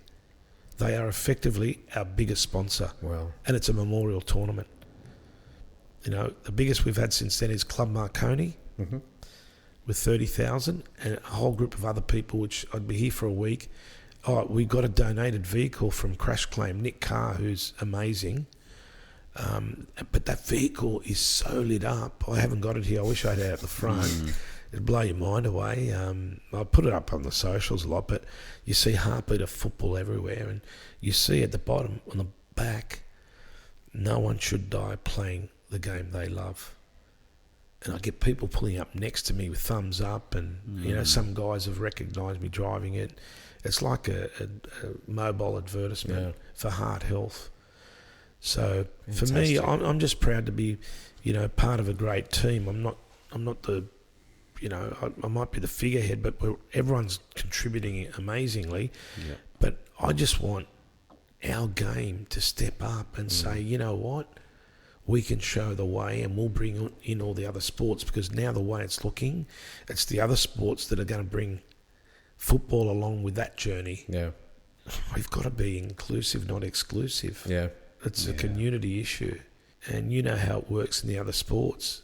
Yeah, their community models are outstanding, but we are hosting something that'll be once in our lifetime, a World Cup. on our soil next year. Yeah, true. A Women's World Cup, where women's health should be priority. It's a great platform. Can you imagine to if I promote did it. heart health testing at World Cup games here on our soil? What would FIFA think of it? Because I was desperately trying to see through Tim Cahill whether we can get to Qatar and even just set up in the VIP hotel our testing model and get these officials from all these countries to say, oh my God, what's this? Never seen this before. I'll give you a result. Stay here 5 minutes and off we go. Great initiative. How close did it come? There are a couple of people at FIFA that I know that I can reach out to, and I know the World Cup was priority, and I get that. But I'm thinking Women's World Cup, and the way it can happen is, as we did the testing at Football Australia, Joe Fernandez was there, who's the head of the Women's World Cup. Actually loved it. All the staff loved it. They could see what it was doing and the change and everything else and the reaction and the reports everyone gets. We just need FIFA to say yes. I mean, we're part of their global studies now. I've got to update FIFA on the last 2 years' incidents. So I actually contact teammates of those players directly. Yep. The toughest process is when you have to call someone from the family or the best friend of the player that's passed to get the age and when it happened and what did you do. And you're cold calling, but, you know, the sad reality is that now when I call, they know why I'm calling. Yeah. They know who I am. They know heartbeat of football, which is good because, you know, it creates dialogue, but that's the toughest process. I think a lot about those families that have lost a player. Yep. We owe it to them, particularly our game. You worry about mental health, you worry about post-football, all that. What about post-death playing football? What are we doing? You know, when our teammate died, we all came back to the ground on that Tuesday and everyone sat down and said their thing, but there was no grief counselling. There was no serious follow-up, if you know what I mean. Yeah, we had the defibs and we rolled out defibs in all our association clubs. Fantastic. You know, showing us how to use them and all that. But, you know, particularly the ones that have got kids, you know, growing up without your dad, you know, like... But it's good that you've got these initiatives in place and you're making And that you're championing it. You know, sometimes you really have to hit the emotional side of people and say, you know, I've got this video here that you can see the guy, he's just at the back end of a heart attack, quite literally. The paramedics are there. Then I got the interview with him and his mate who helped save him, which I did here as well. My latest Facebook post, anyone can access my page, but you can see there's different posts. And where's your page at? I just my own name on my Facebook, but I do LinkedIn and we do Heartbeat of Football Facebook and Twitter and stuff. But when Tony Danascus did a little 10-second video after his incident at St George Hospital, I think when I posted it on LinkedIn, it might have had about 12,000 views. Huge. Yeah, my traction's strong, but can you imagine that times by 10 with other sports and other people? Yeah. I reckon if we get you here in a year's time, you probably will be having another story. Yeah, look, you're talking about all the. I did get told a story today, which I have to check and collaborate on, but there might have been another 2 incidents of deaths in Victoria and Adelaide that have not been reported. Really? Yeah, we're hearing on the grapevine. I pray and hope that's not the case. I just, you know, I hope it's not the case in any sport, but I'm thinking it might have been, when they say football, it might have been AFL or something. But still, we don't want it happening. Yeah, exactly. Yeah. Unbelievable, mate. You know what it is with this? People in power, in business, politics, when they are directly affected by it, if someone they know has a cardiac arrest or heart attack, No, action comes. and passes, it changes their dynamic on what this space is about. Yeah. Wow, pretty heavy, Tom. It is, but it's an important conversation. Definitely. And It's one we should be having. absolutely. definitely. People, just as I said earlier, turn the page. We've lost them. I'm so sorry. What time's the game next week? But what a strong vehicle as well to have to be able to spread the message through football. And we hope that FIFA does come on board and promotes this via, the Women's World Cup and actually stands up and takes notice of this. That really is ultimately what you need for this, isn't I it? would love our model rolling out to all sports. There's no reason it shouldn't. Yeah. It creates more dialogue. You talk to a lot of people. I have good, Ephraim Bungarik, the physio from Elwood, used to be with Sydney Olympic and Cronulla and that. You have conversations with him. He talks about how the medical system can afford to do ECG tests for all footballers. Because we're only, the elite are being tested properly and screened properly. Not the weekend warriors. There's more weekend warriors than elite. Yeah, very true. Well, Nick, what do you think of that, mate? Sorry to We got- hit you on the serious bit at the back end. No, look, No, it's it's it's something we've got to be talked about. it is such an important conversation. And look, we are so happy that you are championing this. We hope that more people get behind you and you get the support that you need from the people I'm looking in the for right volunteers, places. to be honest. More volunteers, more help we have, more things we can do too. So they can reach me through the website. Wonderful. Or Andy at heartbeaterfootball.com.au. That's pretty simple. My email address, Fantastic. Andy at heartbeaterfootball.com.au. Fantastic. Well, look, I suspect this won't be the last time that we'll have you on the show, but we hope that you come back to talk about something. Some of the successes. Next time I The come successes. back, you know what? We'll talk about successes. Next time we come back, we'll do a segment on the most famous people I've met. Yes, because there's a long list, isn't there? I mean, we mentioned Kenny off-air, Dalglish, Alan Shearer, Wow. Pele, Sir Alex Maradona, Ferguson. Fantastic. Def Leppard, Judas Priest, Wow. We didn't even talk about your favourite football AC/DC. teams. AC/DC. Yeah, there you go. The day I went to West Ham, Stan Lazaridis took me there. Wow. A barbecue at Stan's place with 20 Aussie tourists. Fantastic. Seeing Metallica walk into Lansdowne Road before wow. Socceroos Island Okay. game. So, Tom, what, Jeez. here, There's this all is the part one. teasers. There's all the teasers. This is Yeah, part this is one, part or this one. is part two? Part 1 of 6. By the end of this, you'll be able to transcribe it as a book. The day I walked out of the lift at the Channel 9 edit suite next to Capitol Records in LA during the World Cup '94, I walk out and Gene Simmons and Paul Stanley walk in the There you lift. go. Cheers. Legends. I was actually crying because I grew up. Listening My to their brother music. got 3 albums. T for the Tiller Man. Yeah. Was that Cat T- Stevens. T for the Tiller Man? Yep. Yeah, and Elton John and Dressed to Kill by Kiss. Yeah, wow. He looked at me and goes, "That's yours," and There that you was go. it. Yeah. That started the You were love of hooked. Kiss, and I love the That fact that you're a genre. metalhead. I'm supposed to. I went and saw the most recent gig. One of the gigs I went with a few Croatian mates. I saw Airborne with that Send Up band that I just couldn't believe. They have songs like Asian Hooker, Glory Hole. that they used to be a Van Halen cover band that had Right. become a big hit from LA. Okay. I can't even think of their name. That's how much of an impression. I was just shocked. They're from LA, did you say? Yeah, they're from there. Airborne supported them. Yeah, right.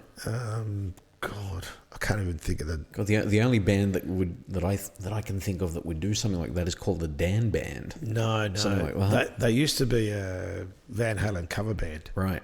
Yeah, I don't know. who, played at the Horden Pavilion about a month ago. Yeah. Classic. But look, I'm blessed in so many ways with my definitely. journey. I did it the hard way in so many ways because I didn't go to uni. I didn't do media there, but I started at the ground and like anything, what I tell young people, and I mentor a lot. And one of my favs is now the GM or admin manager at Sydney Olympic, Angelica Georgopoulos. She's from Strathfield Football Club. I think Angelica's about 23, university educated, vice president of a club, qualified coach, qualified referee. And Laurie McKenna rang me up to say, mate, what a jewel. I said, she's a raw jewel, look after her, and I see her being up there in years to come where she'll be a leader in the game. Yeah. And I like those things. And you know what? I met her and her sister, Alexandra and Angelica, at Strathfield Football Club. They invited me to MC their anniversary dinner, and it went from there. And they put on a women's football tournament this year, 16 teams. Wow. Women's only. Fantastic. We're booked in for March next year. That's how organised they are. They gave me the date and everything. Fantastic. And I said to her, look, you're that good. Can you tell me the lotto numbers on Monday? Well, speaking of which, before we let you go, I mean, right now we're in the midst of the World Cup. By the time people hear this, it might be over, but your quick tips for this World Cup. I'm still going to stick to South America, so I'm just going to either Brazil or Argentina. Okay. Yeah. What about you, Nick? What do you reckon? I was going to say the same thing. Look, it's going to be... Everyone wants a Messi swan song here. Yeah. They want the... Let's get messy. Yeah. Let's get messy. It might be... I think it's going to be too hot for the European teams, like England and That's what France. I'm thinking.